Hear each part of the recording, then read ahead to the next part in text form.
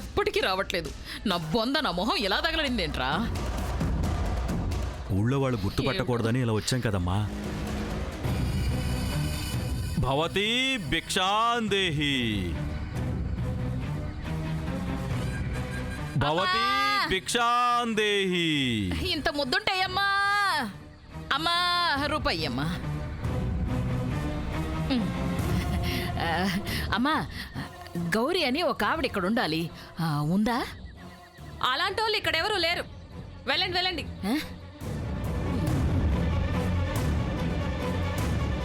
కర్మరా, పద ఇంకొక ఇంటికి వెళ్దాం.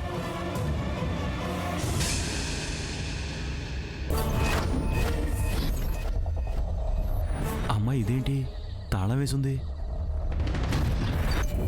నాట్యం నేర్పించే ఆవిడ అంటే ఇంతకుముందు ఇదే ఇంటికి వచ్చాం, మళ్ళీ ఇదే ఇల్లు అని చెప్పారు.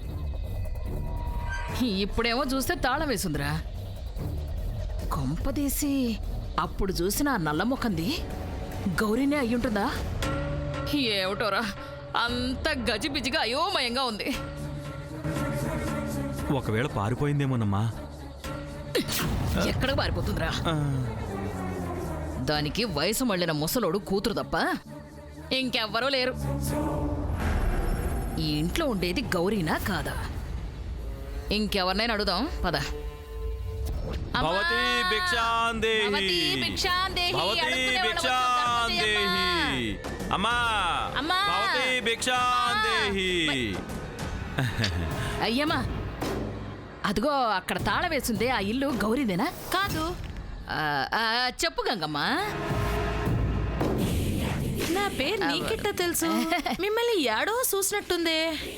అమ్మగారు కనిపెట్టేశారు. నువ్వు ఆగరా. చూడు గంగమ్మ, నిన్న మీతో పాటు రేషన్ కార్డు కోసం ఒక ఆవిడ వచ్చిందిగా, ఆ గౌరీ.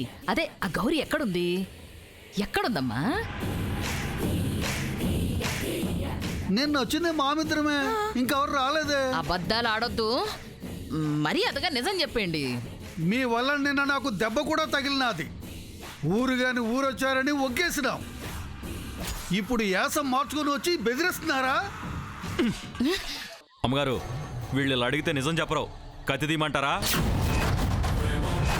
రే ఉరక, భయపెట్టుకురా వాళ్ళని. నిజం చెప్పేస్తారులే కదా. ఏటే చెప్పేది? ఒరే నారిగా సూరిగా ఎల్లమ్మ పుల్లమ్మ రెండే నా మొగుడి సంపడకు వచ్చేసినారు. వేగ రండే. గంగమ్మ ఆరోకు ఆరోకు, మేమేం చేసామని? ఒరే ఒరే అందరూ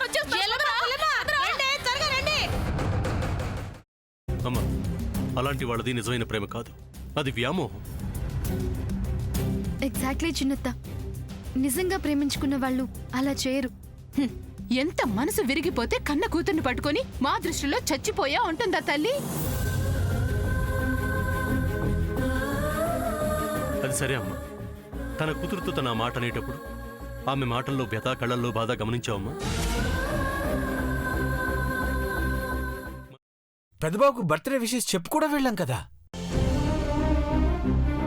ఊరికే ఎలా కాలిపోతుంది? మంట పెడితేనో పడితేనో తగలబడుతుంది.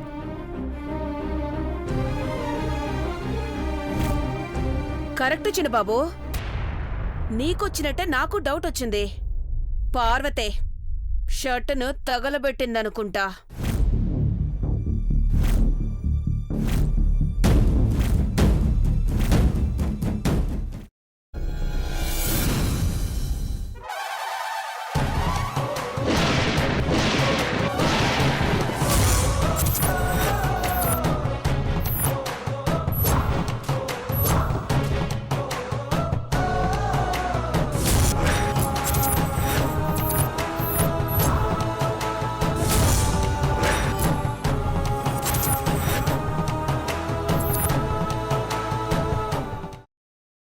తర్వాత పొట్టు తీసేసి చాప్ చేసి పక్కన పెట్టుకోవాలి.